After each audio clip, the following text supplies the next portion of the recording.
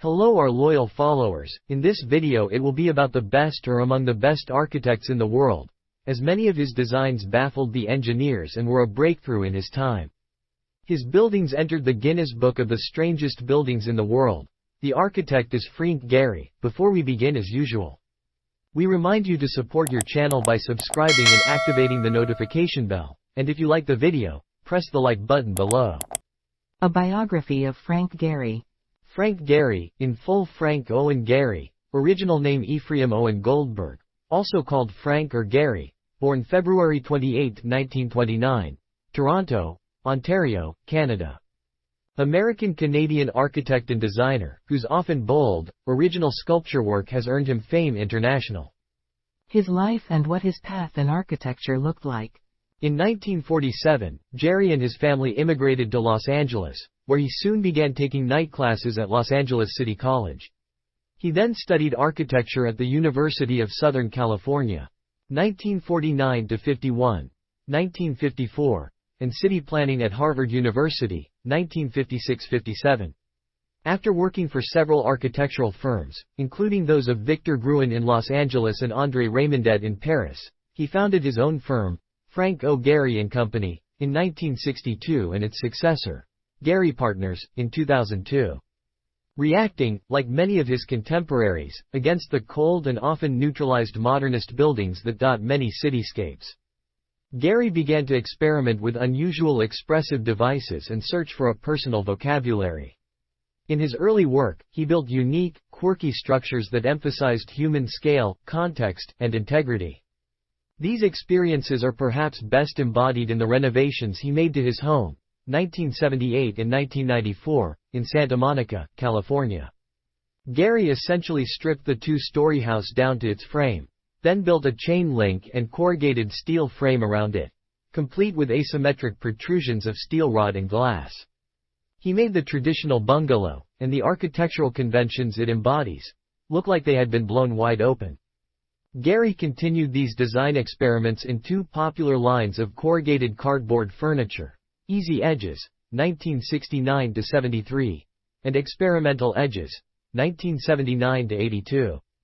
His ability to subvert the viewer's expectations of traditional materials and forms led him to be grouped with the deconstructive movement in architecture, although his play on architectural tradition also caused him to be associated with postmodernism.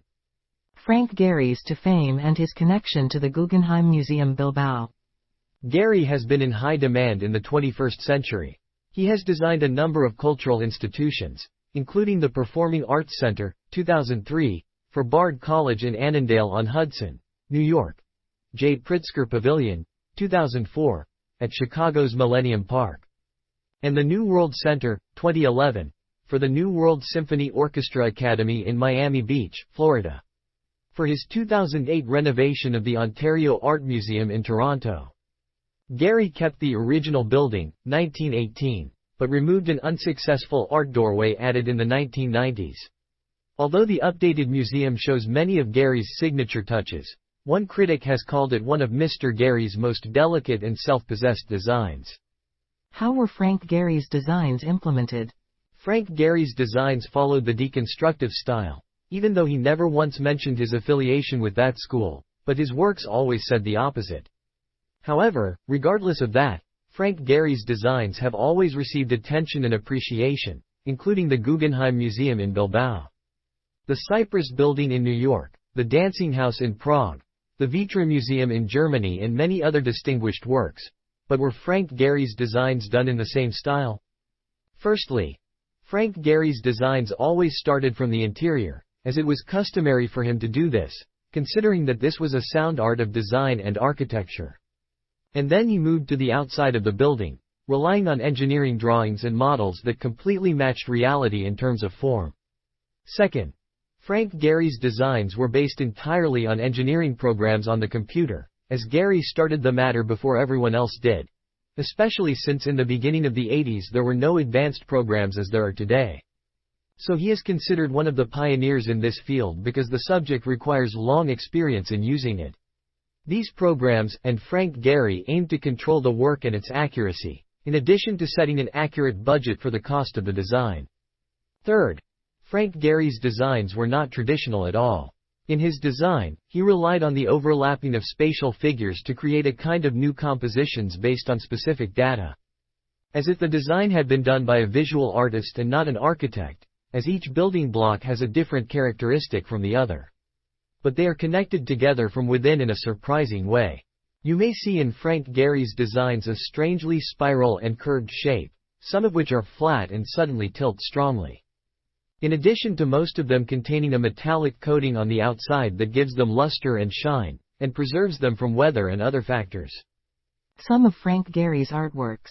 In the last 20 years, Frank Gehry's works have become some of the most famous architectural works in the world. Frank Gehry is an old designer, but his young heart is still beating with creativity in everything new. Let's see some of his best designs and works. Walt Disney Concert Hall. Walt Disney Concert Hall is the home of the Los Angeles Philharmonic, presenting the best in classical and contemporary music, international sounds, and jazz. Designed by architect Frank Gehry, Walt Disney Concert Hall is an internationally recognized landmark and one of the most acoustically sophisticated concert halls in the world. The Guggenheim Museum, Bilbao. Designed by Canadian-American architect Frank Gehry, the Guggenheim Museum Bilbao building represents a magnificent example of the most groundbreaking 20th-century architecture. With 24,000 square meters, of which 9,000 are dedicated to exhibition space, the museum represents an architectural landmark of audacious configuration and innovating design, providing a seductive backdrop for the art exhibited in it. Altogether, Gehry's design creates a spectacular sculpture-like structure, perfectly integrated within Bilbao's urban pattern and its surrounding area. La Rouveau Center for Mental Health. Cleveland Clinic Health in Las Vegas, Nevada, is a research center for the treatment of Alzheimer's, Parkinson's, Huntington's, multiple sclerosis and ALS and focuses on prevention, early detection and education. The $80 million project was designed by Frank Gehry and numerous architects from around the world. The extraordinary event center in the front part of the clinic has no supporting pillars. The 555 components come from China and were assembled with bolts. 900 tons of steel were used in the 3 years of construction. Dancing House. The Dancing House is one of the buildings located on the bank of the Vltava River in the Czech capital, Prague. The building was built in 1996, and takes the shape of a dancing man and woman. It was designed by the Croatian architect residing in Prague, Vlada Milanic, in cooperation with the famous American engineer Frank Gehry. This house has been classified by the Guinness Book of World Records as one of the 10 strangest structures in the world.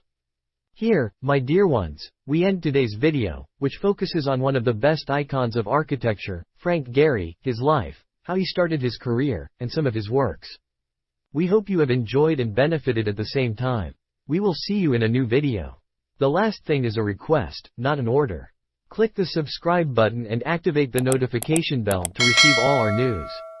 If you liked the video, prove yourself with a like or a comment.